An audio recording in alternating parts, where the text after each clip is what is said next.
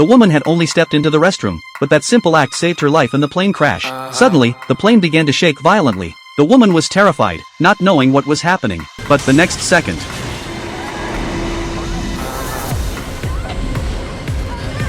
when she pushes open the door, the scene before her is utterly devastating. The entire aircraft has crashed into a snow-capped mountain peak.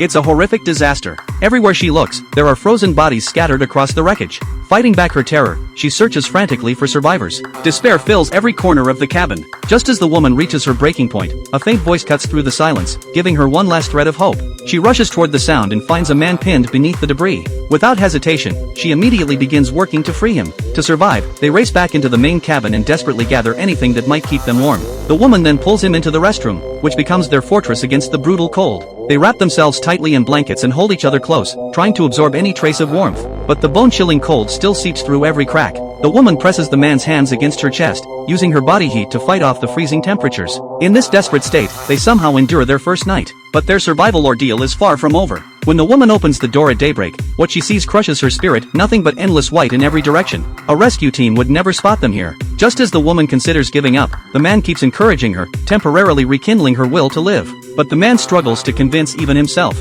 After the woman turns away, his suppressed emotions finally explode. At that moment, another blizzard strikes, forcing them back into their shelter. But sitting around waiting is essentially waiting to die. The man decides to risk heading down the mountain to find civilization and signs of life. He begs the woman to come with him, but she insists on waiting for rescue. With no other choice, the man sets off alone into the storm. Watching him disappear into the distance, the woman grits her teeth and stumbles after him through the snow. But as they climb over ridge after ridge, they find nothing but emptiness. Exhaustion and fear drive the woman to blame the man's decision, but there's no turning back now.